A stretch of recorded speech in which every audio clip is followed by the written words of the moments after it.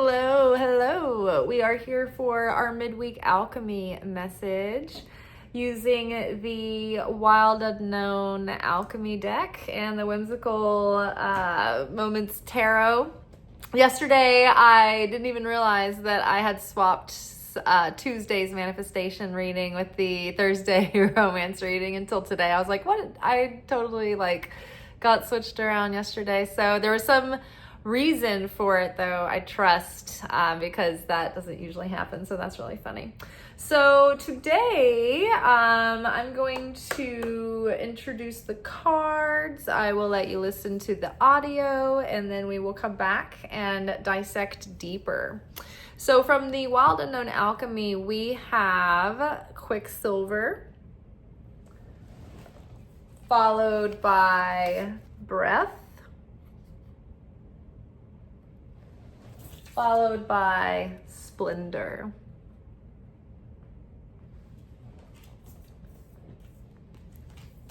Underneath Quicksilver, we have the Emperor.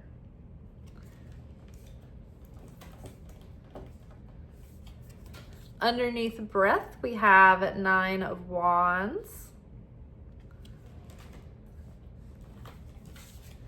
And underneath Splendor, we have Ace of Cups, back again from Monday.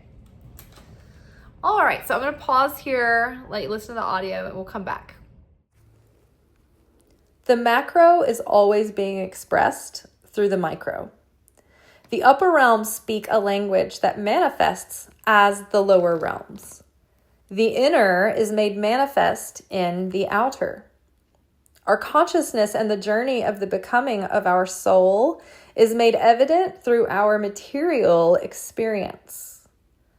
The challenges we face are the material forms of darkness that we overcome by the light, and thereby breaking those shells of darkness that shroud the inner light of our soul.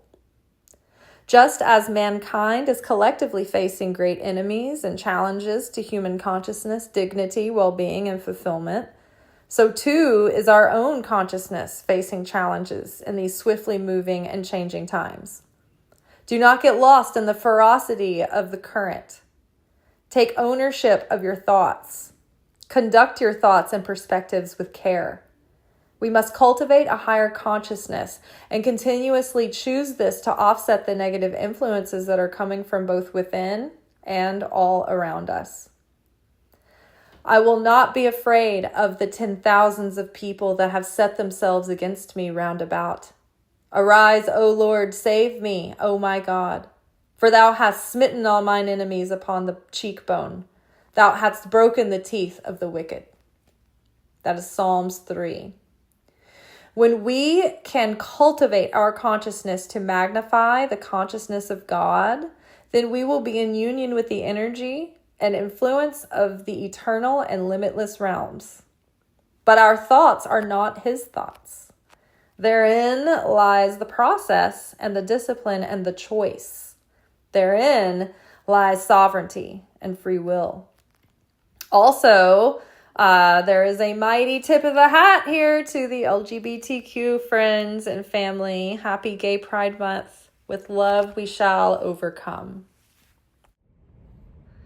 Okay, so I think this is really interesting because circling back to Monday we had the feminine King of Wands, which is like a step above having mastered the feminine aspect of Wands, which is the Queen, or just the masculine aspects, which is the King. It's like both, all of the kingdoms have been brought together and then risen to like a higher form of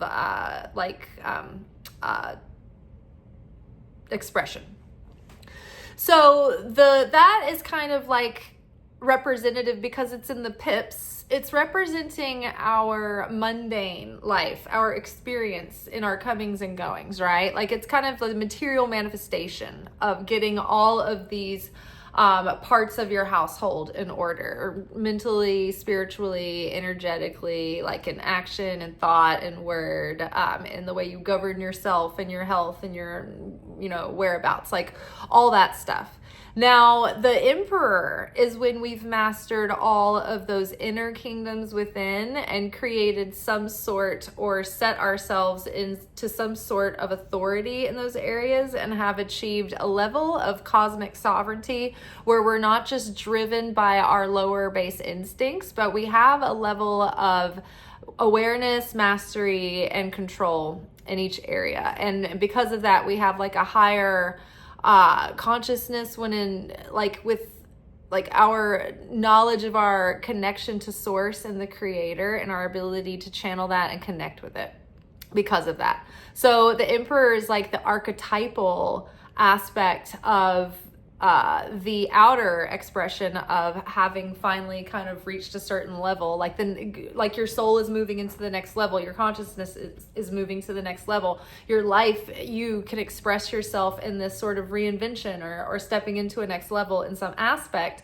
on the outside, only because you've had this dramatic archetypal shift or like level of leveling up, graduation, achievement on the internal, on the soul level, on a level of consciousness and spirit, right? So the emperor is here with the Quicksilver card.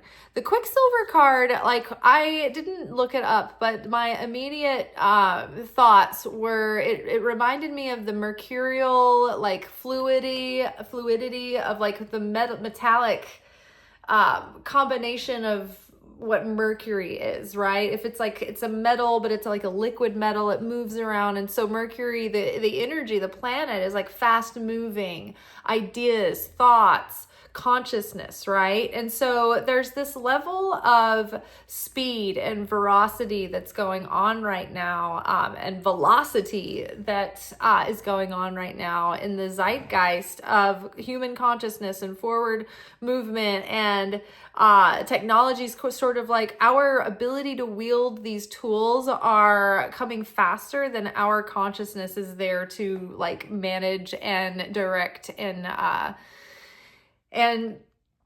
steward those tools, much like humanity's oldest story. It's like that's always the struggle with humanity, is that we get a hold of tools that have the power of life and death before we have the consciousness to wield them, starting with our power of speech, right? Which Mercury's connected with.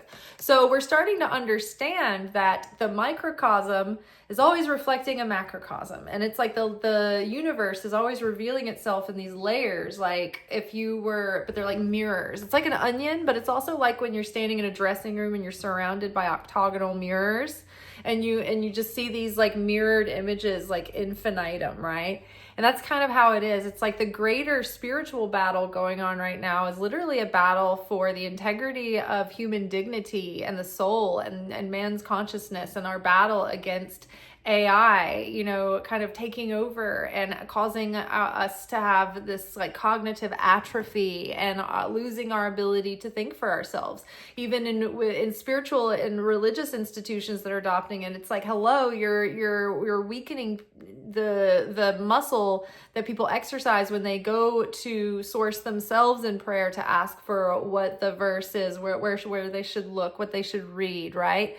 So we're severing that part of human dignity and growth and becoming more human as we evolve, right? We're not born fully human. We're in this animalistic state until we can claim that cosmic sovereignty. So we're at a moment right now where we can either choose cosmic sovereignty, but we have to. It has to be a discipline and a devotion and a choice to stay woke, to stay awake in these times moving so fast and not get sucked in to go along with the current. Oh, they keep telling you, you'll be left behind, you'll be left behind. Meanwhile, all the people who can see what's really going on are showing up and resisting like these places that are being built in their areas that are draining all the resources and crushing the infrastructure and making it a living hell for the people there trying to survive. So in that greater collective, that's happening. Whilst on a group collective on the soul level, we're reaching these times as souls because we have to transform the intensity and the darkness that's being shown right now, right? At high noon, the sun is at its most naked and fullest and most direct, so it's the harshest, right? It's casting like the deepest, darkest shadows. And even through the afternoon, it's like that shadow seems to keep stretching. And so we're in that moment right now where as the intensity of the light brightens, we're also going to feel the intensity of the negativity as well in equal measure, because it's trying to fight back. The universe is always trying to maintain a balance. And until we completely obliterate darkness, then we go back into union and complete unity with God, which either takes us to that like sort of paradise that was the light realm of the garden, right? The eternity, or we will be absorbed back into the whole. And I don't even know if we'll have like a personality at that point, right? So our dualism is attached to this battle of the perceiving the difference between light and dark. And so it's up to us to be able to live in this world, but not of it, and choose to have tunnel vision for the light and not let our light be diluted or contaminated by the darkness of evil that's trying to like penetrate and steer us, right? And so it asks us, in order to maintain our inspiration, right, and get through this challenge, Nine of Wands, we need to take a breath, right, and connect to our ultimate source, right? When we're in meditation, when we're connecting to the breath, we're always thinking about connecting to the source, like that's an intimate way to touch spirit. So it inspires us, it gives us life, right? We give and we take, it's in, it's out, like it's sacred in its expression in every way, right? But again, in out dualism, right? When we're out of body, I don't believe that we need the breath. It is the physical material world that requires that breath, that constant connection to our fragility and being held like infants by source, right? So we have that is going to get us through these times, these trials and tribulations, so to speak, and our personal journey through this journey through life, and even the symbol, the alchemical symbol of the rose is all about the bittersweetness of life and the thorns and the challenges, but then on the other side of it, the bloom and the blossom that reveals mysteries and questions and reveals more of our character, more of our potential. And then there are the inner petals that represent the things that we'll never know and never understand. So there's a beauty and a mystery of life that is the human soul and the human experience. And we're here to incarnate in times to be at the level that we're at. And so there's nothing we can't handle if we keep our focus and inspiration connected to source, right? And so here we have this sun splendor, right? And I love that it is Gay Pride Month. Happy Gay Pride to all the people and groups who bring such a variety of vibrance and wonder and color and goodness into my life through my friends and family. So when we connect with that endless consciousness, with the tree of life consciousness versus the tree of consciousness of good and evil, right? Our dark side and our light side, right? When we choose to connect to the endless, then we will experience that paradise. And so it's going to require the inner realm and the energetic and the spiritual realm to reach that paradise, which is a paradise of consciousness known as Mashiach. The age of Mashiach is when we are in that final stage of the correction, where we're going through that vicious battle of birthing pains and things dying and crumbling and being rebuilt and reformed, right? So we have to choose to connect with that endlessness to reveal that promised land. But not only that, what we're building that future in the now, planting those seeds, but we're holding space and we're maintaining that consciousness for that reality to be experienced. And it can be, instant, right? It can be instantaneous.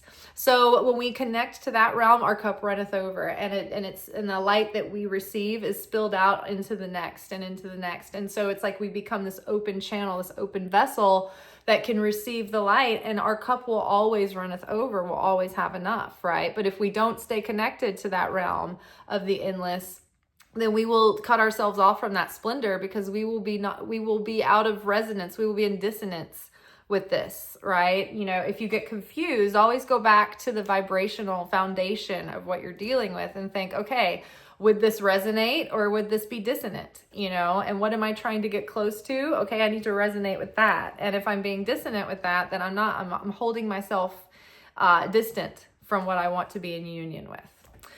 All right, guys, that is all for today. I will see y'all tomorrow for our weekly manifestation message. We'll just flip it around. And then also very excited to finally be talking about and launching my Substack and Patreon. They're both the same. It's just whichever platform you happen to be on. The main profile is Elizabeth Rose. On Substack, the publication that you would join the subscription for is called Secret Teachings.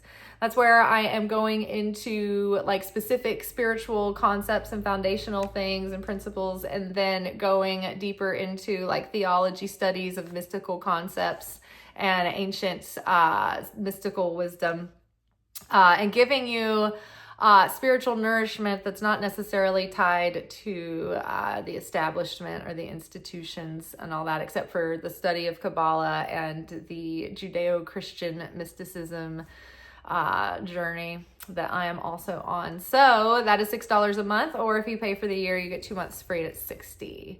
The link for Secret Teachings is below. The same tier is available on Patreon for the same amount. It's just the platform is slightly different, the way that they kind of package and present that too. So check out whichever one you're on. I'm excited for you to join. You can just follow the public profile for all my free public content all in one place. That way, you know, you're seeing everything that you want to see, or you can go back and easily reference things if you need to. All right, ciao, peace.